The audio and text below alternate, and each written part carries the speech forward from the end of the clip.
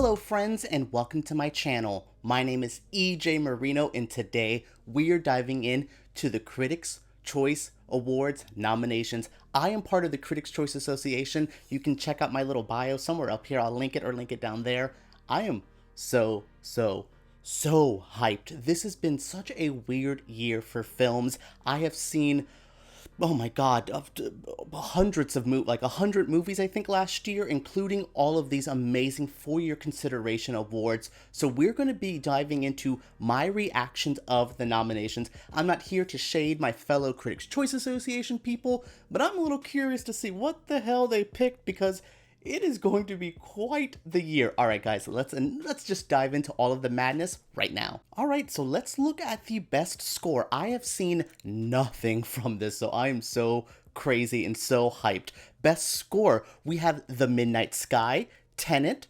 Okay, News of the World. People really like that score. It didn't really make an impression with me. Minari, ooh, that's a great score. Then we have two Trent Reznor, Atticus Ross nominations here, one for Mank and one for Soul. Mank is something was very interesting throughout the year. I don't really think it got a lot of critical love, but it seems to be doing well with the Critics' Choice Associations.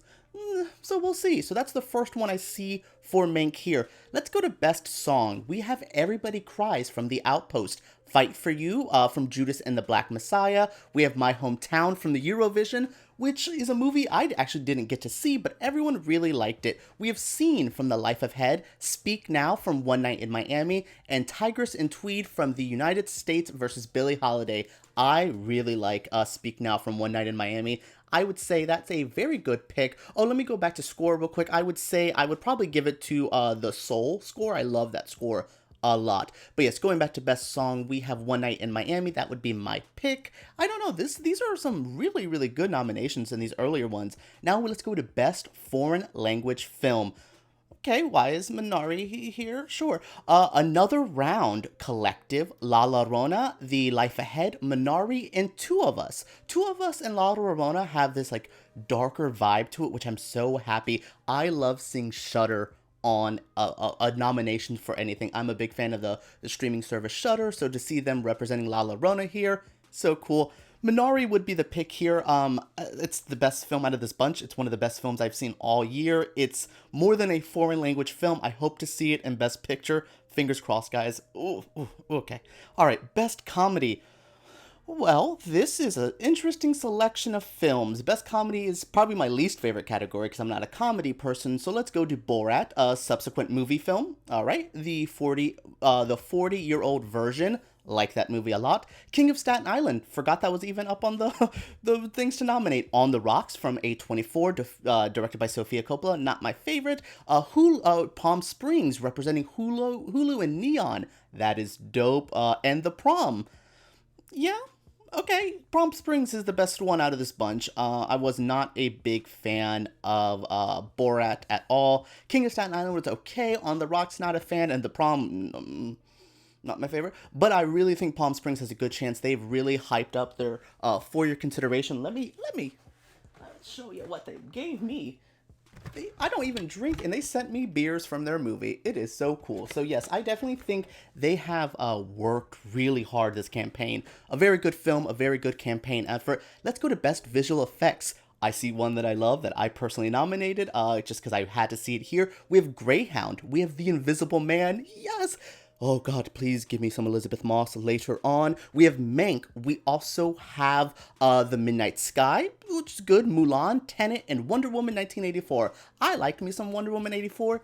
Not the visual effects, though. Maybe for campy, fun, good time, but not for visual effects. Best Hair and Makeup. Emma, Hillbilly Elegy, Ma Rainey's Black Bottom, Mank, Promising Young Woman, and The United States versus Billie Holiday. I'm really happy to see Promising Young Woman here because I thought hair and makeup was such an integral part to that film. I thought her looks, her aesthetic is what really sold the film in so many ways. And I know that one guy wrote the piece saying she wasn't pretty enough, blah, blah, blah. No, she was pretty enough, and this movie made her that gorgeous. I hated Hillbilly Elegy, but it has a good look to it. Mank and Ma Rainey's Black Bottom are really good contenders here. You can see them coming up. Best Costume Design, we have the films Emma, Mulan, The Personal History of David Copperfield. Good to see you get something.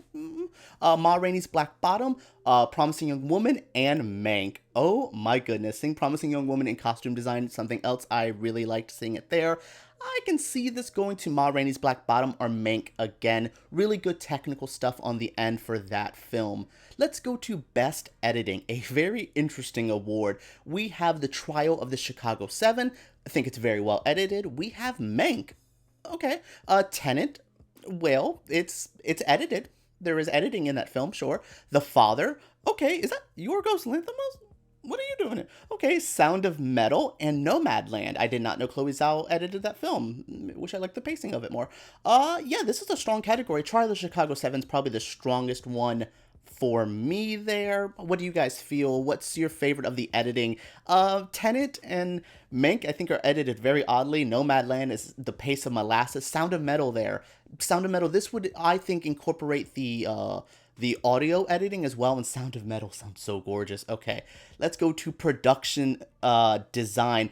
Personal History of David Copperfield, News of the World, Tenet, Mank, Emma, and Ma Rainey's Black Bottom. Emma's here because they love the period pieces, same of why Mank is there, same with News of the World and History of David Copperfield. See, again, they love their period pieces. Ma Rainey's Black Bottom is a period piece as well, very good production design, very limited though. I would say I'm not the biggest fan of Tenet, but Tenet has very good aesthetics. I mean, that airport that they crashed into, so strong. All right, I'm looking up at Best Cinematography. Ooh, all right. Best Cinematography, these are the nominations. First Cow, Mank, Minari, Nomadland, Defy Bloods, Tenet, and News of the World. The first time I've seen Defy Bloods here, so I'm very happy to see it. I hope I see Delroy in that Best Actor category. We will talk about it if not. Cinematography, this is a hard one. Everything looked good. I did not like Nomadland. It's gorgeous. It's beautiful. Same goes with things like Tenet, and Mank even. First Cow, good to see it here. It kind of got lost in the shuffle of the award season. I swore that was a surefire Best Picture at the Oscars. I don't know anymore. So cinematography, I think, Tenet has very good looks. Defy Bloods is my personal favorite out of this list. Minari is so beautiful, so natural.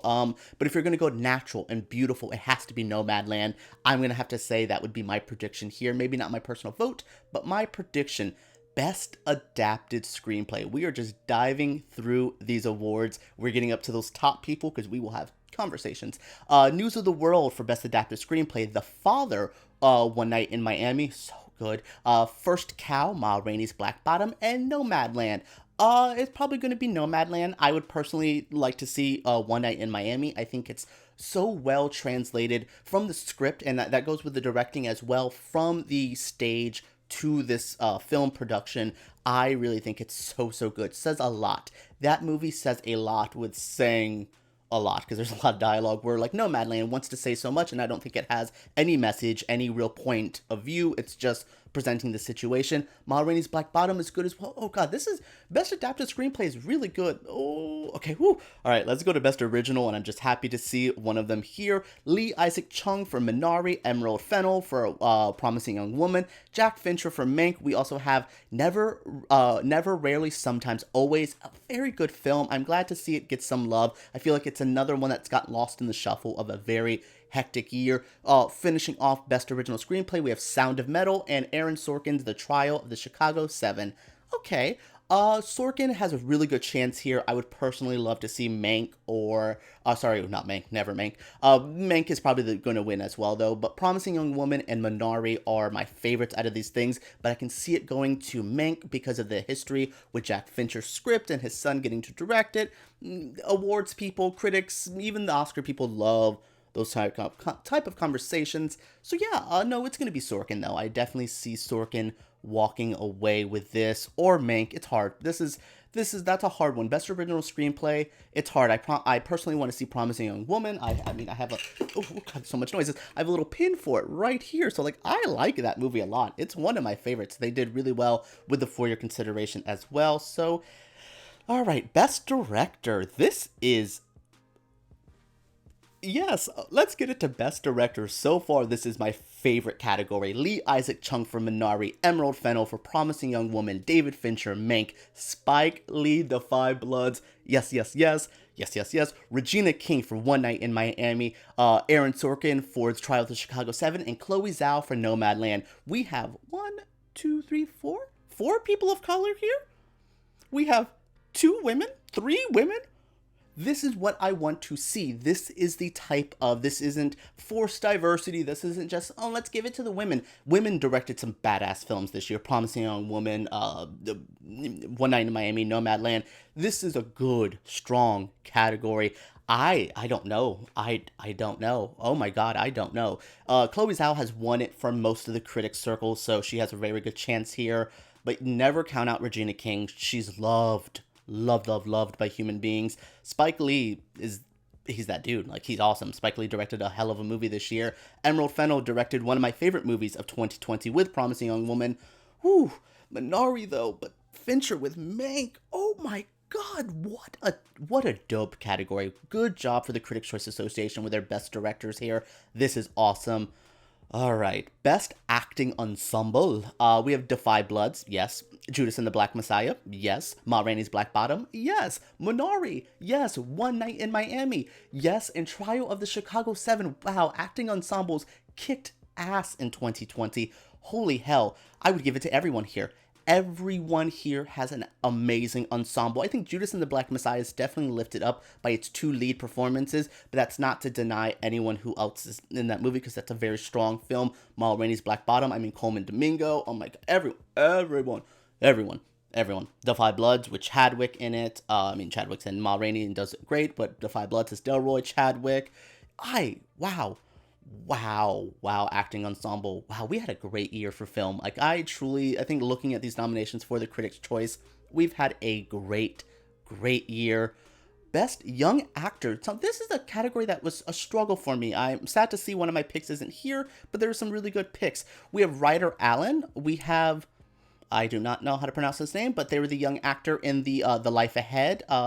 I don't want to butcher this and make everyone mad at me. Alan Kim for Minari. We have Talia Ryder for Never, Rarely, Sometimes, Always.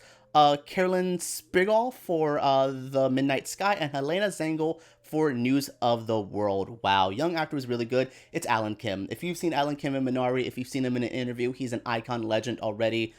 Wow, what a category. Now we're getting into acting. Now let's do the supporting acting nominations. Holy hell. They really nominated Glenn Close. All right. We have Maria Baklava for Borat's subsequent movie film. She was phenomenal. Ellen Burstyn for Pieces of a Woman. Glenn Close for Hillbilly Elegy. Who did that? Who in the Critics' Choice? I said I wasn't going to bash my peers. Who did that? If I see Amy Adams in that main category, I'm going to be tweeting some people today. No, I'm just kidding. No, I'm not going to be that sassy. Olivia Colman for The Father. Amanda Seyfried for Mank. And then Yoo Jung-yoon for Minari. Wow, this is a strong category. I do not agree with Glenn Close here. She was probably the best part of Hillbilly Elegy, but nobody was the best part of that movie because that movie's really bad. Olivia Colman, I think she did a very good performance in The Father, but not one of my favorites. This is a hard category. I would love to see Yoo Eun-jung from Minari win that. I would love to see Maria win that from Borat, even if I don't love that movie. She's fine. I have to go to Best Supporting Actor. All right. Whew, Bill Murray's here again. What is some of these nominations, y'all? I like y'all in this Critics' Choice Association, but let's talk. Chadwick Boseman for Defy Bloods. Sacha Baron Cohen for Trial of Chicago 7. Daniel Kaluuya for Judas and the Black Messiah. Bill Murray for On the Rocks. Leslie Odom Jr. for One Night in Miami. Yay. And Paul Raci for Sound of Metal. What a strong category. I don't personally see Chadwick taking this one home. I think he's definitely taking actor home. Sacha Baron Cohen's good. Daniel Kaluuya, Leslie Odom Jr. Paul Raci, though, is my front runner here. I loved everyone here, but he broke my heart in Sound of Metal. He's so good. Let's see if Riz Ahmed is here. Y'all, if Riz Ahmed is in Best Actor, we're going to... Ooh, wow, we've nominated some really good people. I'm so proud of my Critics' Choice Association. Let's go to Best Actress. Viola Davis, Ma Rainey's Black Bottom. Andrea Day for The United States versus Billie Holiday. Sydney Flanagan from Never, Rarely, Sometimes, Always. Vanessa Kirby, Pieces of a Woman. Frances McDormand, Nomadland. Carey Mulligan for Promising Young Woman. And Zendaya for Malcolm and Marie. Malcolm and Marie is not my favorite movie out of this year. I think she got, where's Elizabeth Moss for The Invisible Man? Where? Where's Aubrey Plaza for Black Bear? Where I knew I should have put Aubrey Plaza higher on my little rankings to get her here. Black Bear is the best movie of last year, bar none. Sorry. Sorry about it. Malcolm and Marie, do not agree with any nominations for that film. Not my favorite. But Carey Mulligan, Promising Young Woman. Woo! Woo, woo, woo. That is my pick here. It's going to be Frances McDormand, Nomadland. I hate that movie. Promising Young Woman, though, is so great. This is a good thing. Andrea Day from United States versus Billie Holiday. We have Vanessa Kirby, did very well in Pieces of a Woman. Glad her horrible co-star did not tank that film. I'm glad it still got some love here with this in supporting actress. Yay! Zendaya is the weirdest one here. I like her, but wow. Ooh. Excuse? What the hell is happening in Best Actor? What the hell is happening in Best Actor? Okay. Ben Affleck for The Way Back. Sure, you did a good performance, fine. Riz Ahmed, Sound of Metal, yes, yes, yes, yes, yes, yes, yes, yes. Chadwick Boseman, Ma Rainey's Black Bottom. Tom Hanks, News of the World. Why, y'all? Why? Y'all really like Tom Hanks, I guess? Anthony Hopkins, The Father. Delroy Lindo for The Five Bloods. Thank you, somebody, for nominating him, because he has been sadly overlooked in the early awards season. Gary Oldman for Mank. Ill. Stephen Yeun for Minari, though. Wow, this is... Look, I'm not shocked by Gary Oldman here, even if I don't like that film. I'm more shocked by people like Tom Hanks and Ben Affleck. I'm surprised they made it here. I think there's a lot of good actors here. Everyone did a fine, serviceable job. I'm just more surprised to see Ben Affleck. I didn't think The Way Back was going to make an impression. And if something like The Way Back can be here, why is Elizabeth Moss for Invisible Man not here? Especially how early that film came out and then having to struggle through the campaign. Maybe Elizabeth Moss did not really campaign as hard as someone like Affleck did. He did a lot of Q&As, did a lot of screenings, so I can see it. I'm just surprised. I really want Riz Ahmed or Stephen Yeun to win here, but it's going to be Chadwick Boseman, Ma Rainey's. That film is phenomenal. He's phenomenal. Nothing too shocking here. I'm not offended by anything here. Now let's go to Best Picture. This is about what I thought. So yeah, Best Picture doesn't shock me. The Five Bloods, Ma Rainey's Black Bottom, Mank, Minari, News of the World, Nomadland, One Night in Miami, Promising Young Woman, Sound of Metal, The Trial of the Chicago 7. Nothing here is shocking. These are all some of the best films of last year. I love The Five Bloods, Ma Rainey's Black Bottom, Minari, One Night in Miami, Promising Young Woman, Sound of Metal, even The Trial of the Chicago 7's okay. Yeah, this is a strong, strong category. It's obviously most likely probably going to Nomadland, even though I don't want it. It's won almost every other Critics Award this year. It's been between that and Promising Young Woman. Has won maybe one or two. Sound of Metal maybe even one? I don't know. It's going to be Nomadland, but wow, just round of applause to the Critics' Choice Association. We recognized some great films. Even if I don't agree with everyone here, we did a good job. Round of applause to this crew. Yes, yes, we're so cool.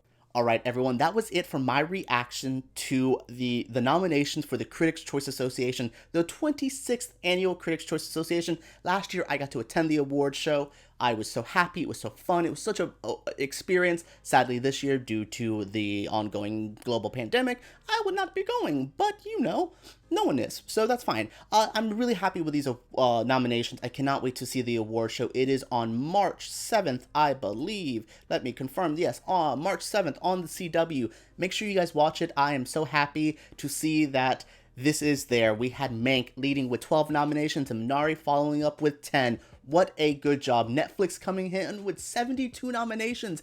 This is crazy. What a crazy year for film. What a crazy group of people nominated. What did you guys think of this video? What do you guys think of the Critics' Choice Association's nominations for their awards this year? Let me know what you think down in the comments below. Subscribe to my channel because I make videos like this every single week. I will be covering Critics' Choice and the Oscars. I skipped the Golden Globes because I don't deserve that time in my life. So yes, make sure you guys follow, subscribe, comment down below. Give me a thumbs up if you did enjoy it. All right, guys, let's talk about the Critics' Choice Awards down below.